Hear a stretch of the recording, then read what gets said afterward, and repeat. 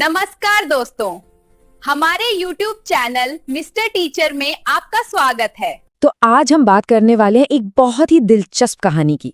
करीब 85 सालों का वो सफर जब ब्रिटिश कानूनों ने भारत को हमेशा के लिए बदल दिया।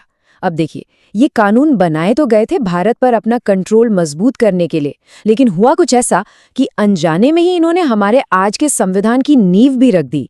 है ना कमाल की बात। चलिए इस कहानी को थोड़ा और करीब से समझते।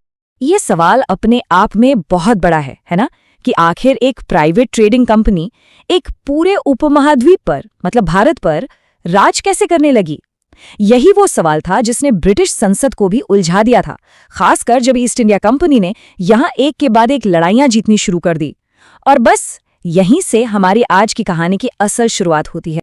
तो हुआ ये कि 1757 में प्लासी और फिर 1764 में बक्सर, इन दो लड़ाइयों के बाद सीन पूरी तरह से बदल गया। ईस्ट इंडिया कंपनी, जो यहाँ मसाले और कपड़ा खरीदने आई थी, अब बंगाल की असली शासक बन बैठी थी। जरा सोचिए, एक बिजनेस करने वाली कंपनी अब एक पॉलिटिकल पावर थी, और बस इसी वजह से ब्रिटिश सरकार को लगा कि अब तो दखल देना ही पड़ेगा। और यहीं से शुरू होता है पहला दौर, जब ब्रिटिश संसद ने इस ताकतवर ईस्ट इंडिया कंपनी पर लगाम कसने के लिए अपने कदम उठाने शुरू किए। तो इस दिशा में सबसे पहला और कह सकते हैं कि सबसे जरूरी कदम था 1773 का रेगुलेटिंग एक्ट।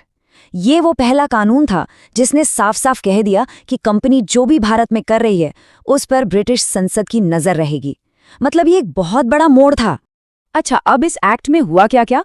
सबसे पहली चीज तो ये हुई कि पावर को सेंट्रलाइज करने की कोशिश की गई। मतलब बंगाल के गवर्नर को अब गवर्नर जनरल बना दिया गया और मद्रास और बॉम्बे की प्रेसिडेंसी को भी उसके नीचे कर दिया गया। ये एक तरह से भारत में सेंट्रल एडमिनिस्ट्रेशन की शुरुआत थी। और दूसरी बड़ी बात, कंपनी के अफसर जो अपना प्राइवेट बिजनेस चला रहे थे और रिश्वत ले रहे थे, उस भ्रष्टाचार पर रोक लगाने के लिए उनके निजी व्यापार पर पूरी तरह से बैन लगा दिया गया। लेकिन 1773 के एक्ट के बाद भी एक बहुत बड़ी कंफ्यूजन बनी हुई थी। कंफ्यूजन ये थी कि कंपनी के व्यापार वाले काम कौन से हैं और राजनीति वाले कौन से। सब कुछ एक दूसरे में घुला मिला हुआ था। तो इस खिचड़ी को ठीक करने के लिए, शक्तियों को अलग अलग करने के लिए एक नए सिस्टम की, एक नए कानून की जरूरत महसूस हुई। और इसका जवाब मिला पिट्स इंडिया एक्ट 1784 में। इसने एक डुअल कंट्रोल का सिस्टम बनाया। बड़ा सीधा सा हिसाब था। राजनीतिक, सैनिक और रेवेन्यू से जुड़े सारे मामले देखेगा बोर्ड ऑफ कंट्रोल, जिसे क्राउन अपॉइंट करेगा। और कंपनी के जो कमर्शियल यानी व्यापार वाले काम हैं, वो देखेगा कोर्ट ऑफ डायरेक्टर्स। मतलब पॉलिटिकल और कमर्शियल कामों को बिल्कुल अलग अलग कर दिया गया, एकदम साफ बंटवारा।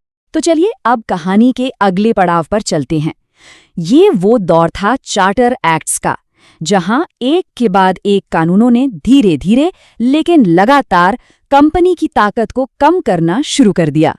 यहां पर आप देख सकते हैं ये 4 चार्टर एक्ट्स 1793 से शुरू होकर 1853 तक।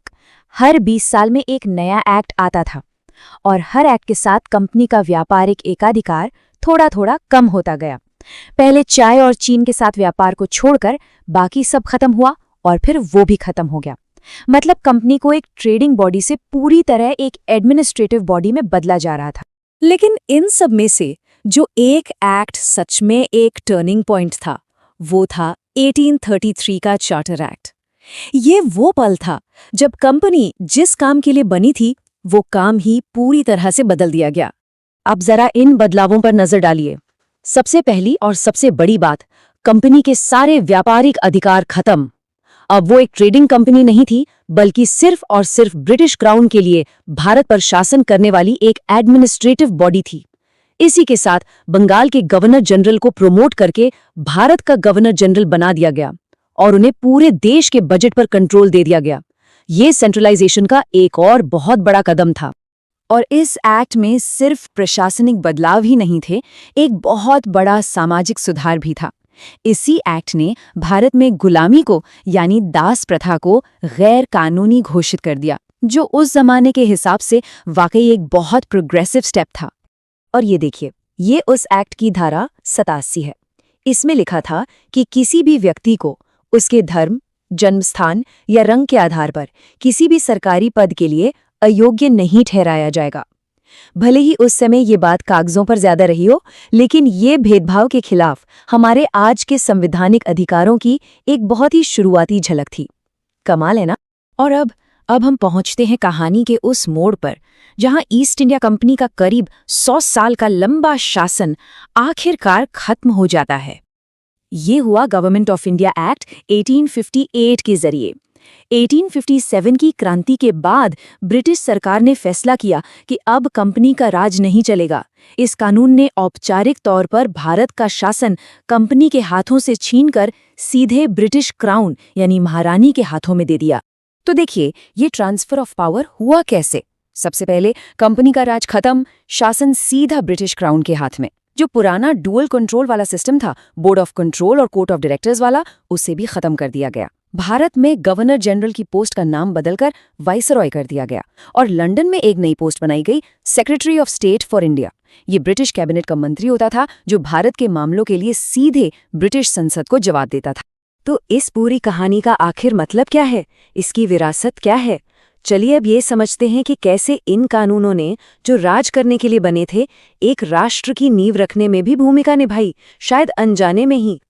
तो देखिए, ये कानून बनाए तो गए थे एक साम्राज्य चलाने के लिए, लेकिन इन्होंने भारत में एक सेंट्रलाइज्ड सरकार की नींव डाल दी।